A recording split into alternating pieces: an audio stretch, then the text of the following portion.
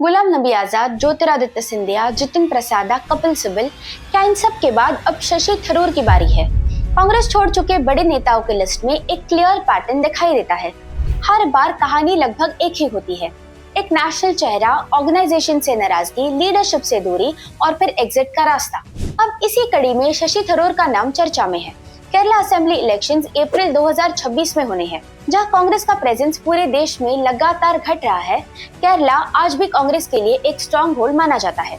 ऐसे हालात में इतने हाई स्टेक्स इलेक्शंस के दौरान क्या कांग्रेस शशि थरूर जैसे नेता को साइडलाइन कर सकती है?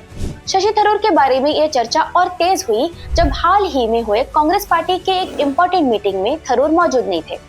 आने वाले केरला चुनाव की स्ट्रेटेजी प्लानिंग के लिए दिल्ली में ये मीटिंग ऑर्गेनाइज की गई थी, जिसमें कांग्रेस के कई दिग्गज नेता उपस्थित थे।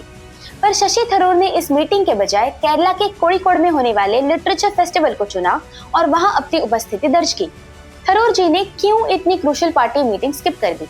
इसके पीछे का कारण ये बताया जा रहा है कि केरला प्रदेश कांग्रेस कमेटी ने तिरुवनंतपुरम में आयोजित किए महापंचायत में थरूर को साइडलाइन करने के प्रयास उनके खुद के ही पार्टी की तरफ से किए गए। थरूर जी केरला के इतने जाने माने सीनियर नेता होते हुए भी उनके भाषण के पहले 6 और लोगों के भाषण हुए। जब उनकी बारी आई तो उन्हें बीच भाषण रुकना पड़ा, क्योंकि उतने में ही राहुल गांधी वेन्यू पर आ पहुंचे और राहुल ने तो अपने एड्रेस में थरूर जी का नाम तक नहीं लिया। और बात सिर्फ कल परसों की नहीं है। पिछले कुछ वर्षों में थरूर जी ने भाजपा और स्पेशली प्रधानमंत्री मोदी जी के काम की कई मौकों पर तारीफ की है। वो ऑपरेशन सिंदूर के बाद के ऑल पार्टी डेलीगेशन में भी शामिल थे। शायद ये सब बातें कांग्रेस हाईकमांड को रास नहीं आई। मीटिंग मिस कर देना एक इंडिकेशन, एक सिग्नल की तरह है जो दुनिया को दिख रहा है, पर शायद पर्दे के पीछे कई और चीजें चल रही है। शशि थरूर सिर्फ केरला के नेता नहीं है, वो कांग्रेस के लिए एक नेशनल फेस है। एक ऐसा चेहरा जो इंटरनेशनल प्लेटफॉर्म्स पर पार्टी की बात रख सकता है, एक इंटेलेक्चुअल के तौर पर युवाओं को पसंद आता है और अर्बन मिडिल क्लास को भी अपना लगता है।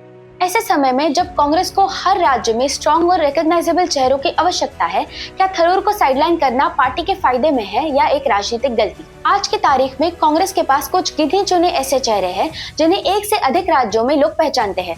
पार्टी अगर अपने राजनीतिक भविष्य के बारे में सीरियस है तो जो लीडर्स बचे हैं उन्हें पार्टी के भीतर सम्मान देना, उन्हें डिजर्विंग अपॉर्चुनिटीज देना, ये हाई कमांड के प्रायोरिटी पे होना चाहिए। नहीं तो आज के जमाने में पॉलिटिक्स में भी कॉर्पोरेट कल्चर है। अगर किसी व्यक्ति को एक ऑर्गेनाइजेशन में उसकी हैसियत के अनुसार अपॉर्चुनिटीज नहीं मिल रही तो वो ज्यादा देर वहां रुकेगा नहीं। क्या आज कांग्रेस के पास सच में ये लग्जरी बची है कि वो अपने लीडर्स को ही इग्नोर करे? क्या कांग्रेस शशि थरूर को मनाकर पार्टी में रोकने की कोशिश करेगी या फिर एक और नेशनल फेस खो देगी? आपको क्या लगता है? आपकी राय हमें कमेंट्स में बताइए। For more such news and analysis, follow our channel Prama times.